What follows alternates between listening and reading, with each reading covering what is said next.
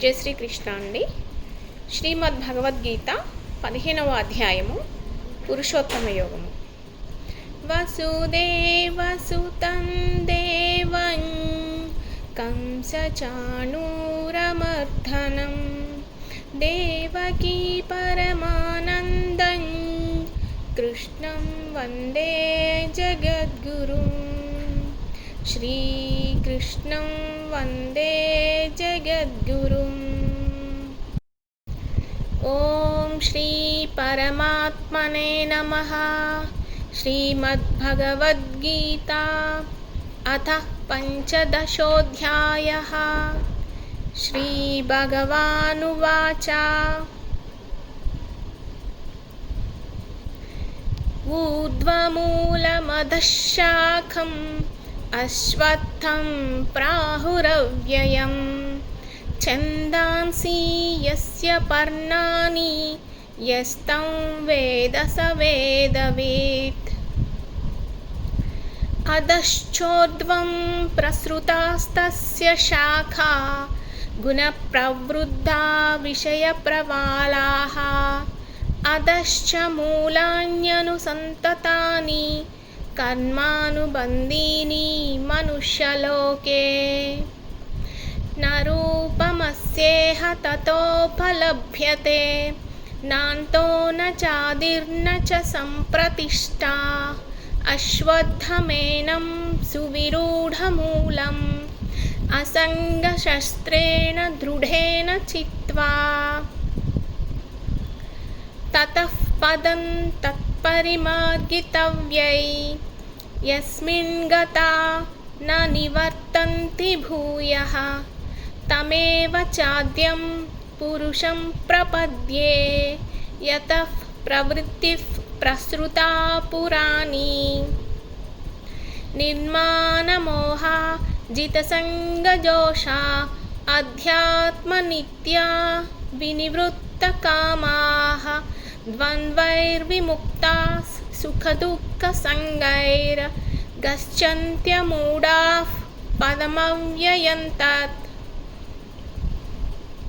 న తద్భాసయతే సూర్యో న శశాంకో న పావకః యద్గత్వా న నివర్తంతే తద్ధామ పరమం మమ.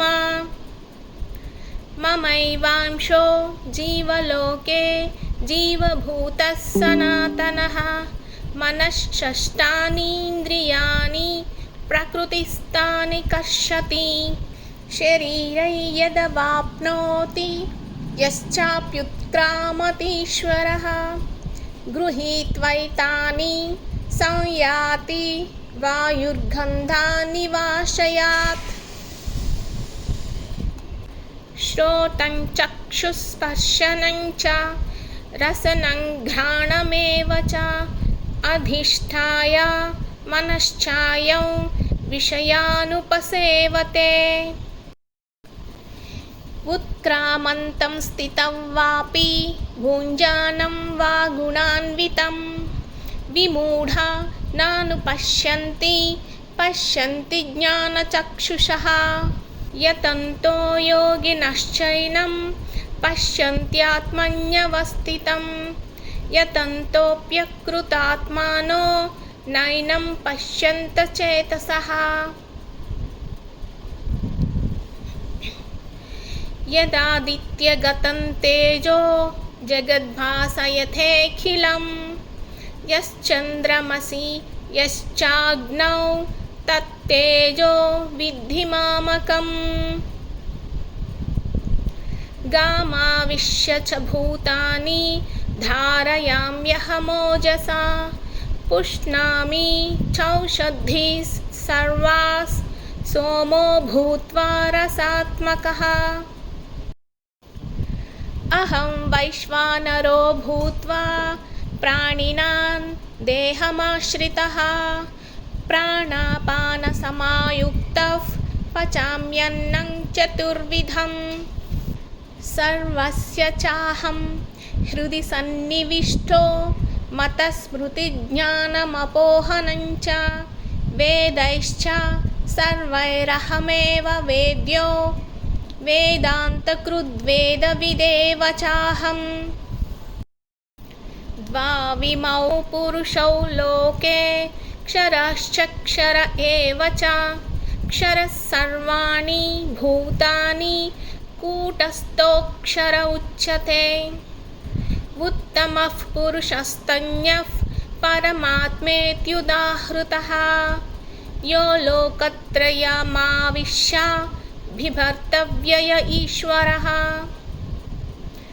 यस्मात्क्षरमतीतोऽहम् अक्षरादपि चोत्तमः अतोऽस्मि लोके वेदे च प्रतितः पुरुषोत्तमः यो ममेवमसम्मूढो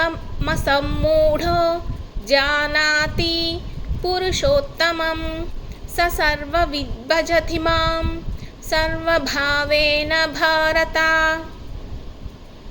इति गुह्यतमं शास्त्रम् इदमुक्तं मया नघ एतद्बुद्ध्वा बुद्धिमान् स्यात् कृतकृत्यश्च भारत। ॐ तत्सदिति श्रीमद्भगवद्गीतासु उपनिषत्सु ब्रह्मविद्यायां योगशास्त्रे श्रीकृष्णार्जुनसंवादे पुरुषोत्तमयोगो नाम पञ्चदशोऽध्यायः। ॐ श्रीकृष्णार्पणमस्तु।